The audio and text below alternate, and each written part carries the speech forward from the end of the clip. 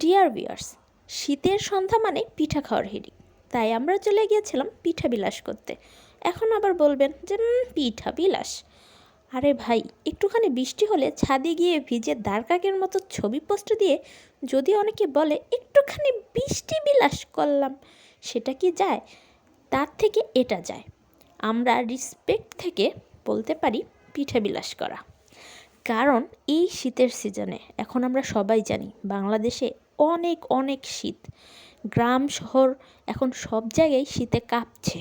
আর সেই কাঁপুনি শীতের মধ্যে এই আন্টিরা মিডনাইট, কোথাও কোথাও তো সারা রাত এরা পিঠা বিক্রি করে।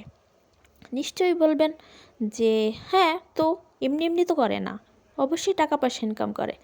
ভাই, শীতের রাতে রাস্তার পাশে বসে পিঠা বিক্রি করা কতটা যে কষ্টের, এটা আসলে যারা করে তারাই বোঝে। আমরা বুঝবো না।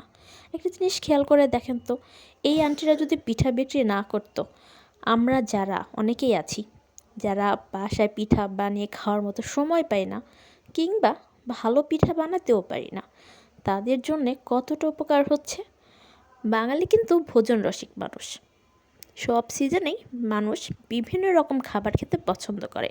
আর শীতের দিনে দুধ চিতই খাওয়া একটা কমন জিনিস। ও, আরেকটা ইন্টারেস্টিং রেসিপি বলি, সেটা হচ্ছে ডিম চিতই। এখানে যখন আসলাম, আন্টি দেখলাম ডিম রেখেছে। ডিমের চিতই হয় আমি জানতাম না।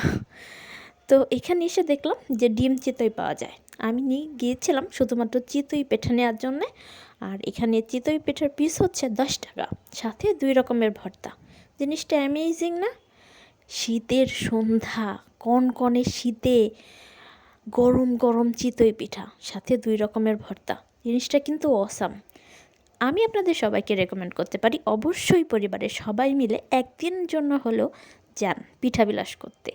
এই আন্টিরা, আমি খেয়াল করে দেখলাম আমার সামনে যে আন্টিটা বসে আছে, খুব যত্ন সহকারে বানাচ্ছে।